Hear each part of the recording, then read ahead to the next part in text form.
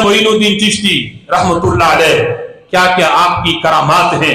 ابھی آپ کی تعلیمات کی طرف آئیں تو پھر ایک وسیع موضوع ہے۔ حضرت خواجہ معین الدین چشتی رحمتullah علیہ، آپ جس وقت اجمیر میں آئے تو اجمیر میں ابھی آپ شہر میں داخل نہیں ہوئے تھے، باہر آ کے آپ نے خیمہ لگایا، تو خیمہ میں آپ رہتے اور عصر تا مغرب آپ زاروں کے تار روتے، اور رونے میں اتنی درد تھا آپ کے رونے میں کہ جو بھی پاس سے گزرتا وہ وہاں رک کے دیکھنے پہ مجبور ہو جاتا۔ ایک دن آپ رو رہے تھے تو شہر میں ایک ہندوؤں کا لڑکا شہر سے باہر پڑھنے کے لیے گیا ہوا تھا، شام کو جب واپس پلٹا تو خواجہ صاحب کے خیمے کے پاس سے گزرا، لیکن اتنی درد بری آہ اور رونے کی جو آواز تھی وہ اس کے قدموں کو آگے نہ جانے دیا۔ رک کے وہ خیمے میں آیا، آ کے پوچھا کہ بابا جی آپ کیوں روتے ہو، سبب کیا ہے؟ تو حضرت خواجہ صاحب فرمانے لگے کہ مجھے محبت رلا رہی ہے، محبت کے سبب میں رو رہا ہوں۔ وہ بچہ کہنے لگا لڑکا کہ آج تک یہ تو سنا تھا کہ کوئی درد سے روتا ہے، کسی کو کہیں درد ہو تکلیف ہو یہ تو رونا سنا ہے، محبت بھی رلاتی ہے یہ پہلی بار سنا ہے۔ پوچھا کس کی محبت؟ کہا مجھے میرے پیر کی محبت رلاتی ہے، پیر کی یاد، پیر کی محبت، پیر کی یاد میں روتا ہوں۔ وہ لڑکا کہنے لگا کہ میں بھی محبت میں رونا چاہتا ہوں، میں بھی محبت میں رونا چاہتا ہوں۔ خواجہ صاحب نے کہا کہ پھر دو شرطیں ہیں، یہ رونا تب آئے گا، پہلی شرط یہ ہے کہ مسلمان ہو جا، دوسری شرط ہے کہ میرا مرید بن جا۔ اس نے کہا کہ اچھا ماں سے پوچھ کے آتا ہوں۔ گھر گیا، جا کے ماں سے پوچھا، ماں نے کہا کہ اگر میں تمہیں منع بھی کر دوں گی، مجھے پتا ہے تو بچپن سے ضدی بڑا ہے، تیرے دل میں جو بات آ جائے تو پوری کر کے رہتا ہے، جا جو تیرے دل میں آئے کر لے، جو بابا کہتا ہے اس کی مان لے۔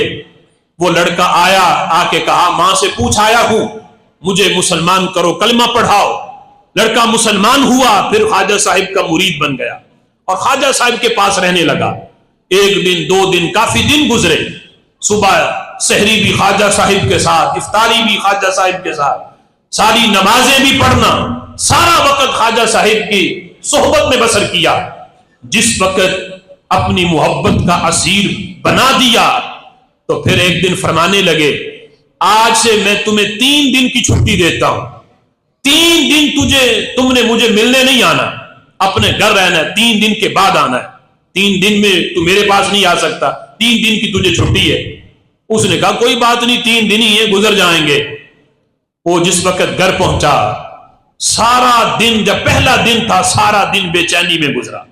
شام کے وقت ماں نے آگے روٹی رکھی، وہ لڑکا جو ایک وقت میں 2-2 3-3 روٹیاں کھا جاتا، اب ایک لقمہ توڑنا بھی اس کے لیے مشکل بن گیا، ایک لقمہ بھی حلق سے نیچے نہیں اترا۔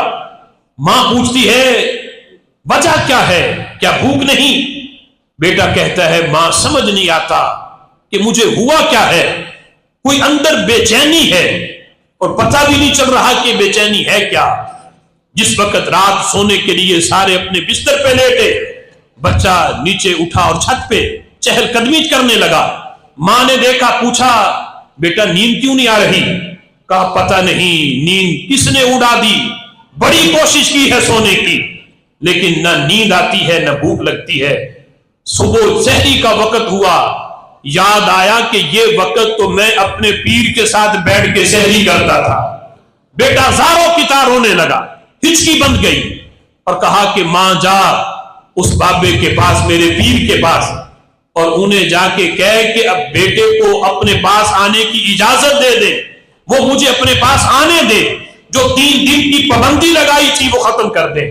ماں گئی اور جا کے کہا، بیٹے کی حالت سنائی تو خواجہ صاحب فرمانے لگے ابھی تو پہلا دن ہے، ابھی تو ابتدائے عشق ہے، روتا ہے کیا، آگے آگے دیکھ ہوتا ہے کیا، ابھی تو ابتدا ہے عشق کی، ابھی تو پہلا دن ہے، ابھی بڑا وقت پڑا ہے۔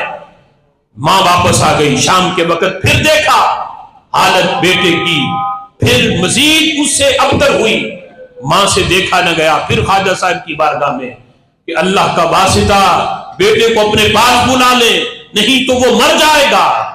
خواجہ صاحب نے کہا ٹھیک ہے، تو ماں ہے، تیری درد کو میں سمجھ سکتا ہوں، تو بیٹے کو بلا لا۔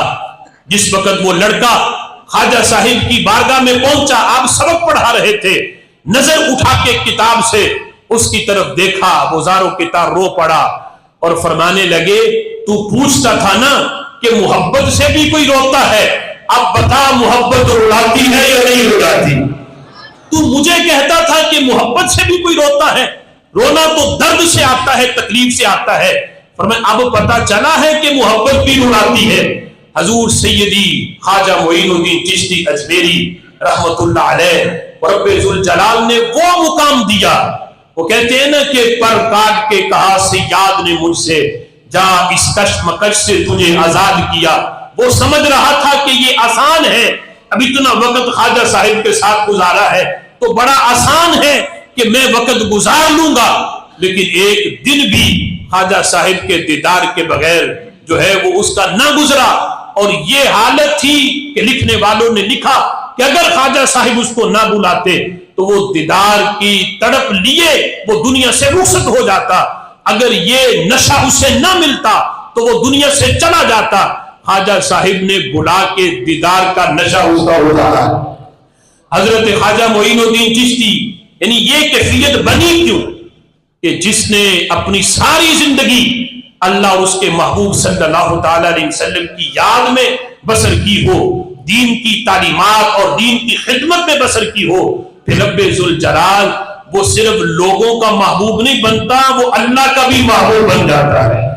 اس لیے خواجہ صاحب کے یہ القابات یہ حقیقت پر مبنی ہے کہ جو آپ کو نائب رسول کہا جاتا ہے، عطائے رسول کہا جاتا ہے، خواجہ خواجگاں کہا جاتا ہے، معین الدین کہا جاتا ہے اور غریب نواز کہا جاتا ہے، یہ لقب ایسے نہیں دیے گئے، یہ سارے کے سارے القابات بارگاہ رسالت سے مقبول شدہ ہے۔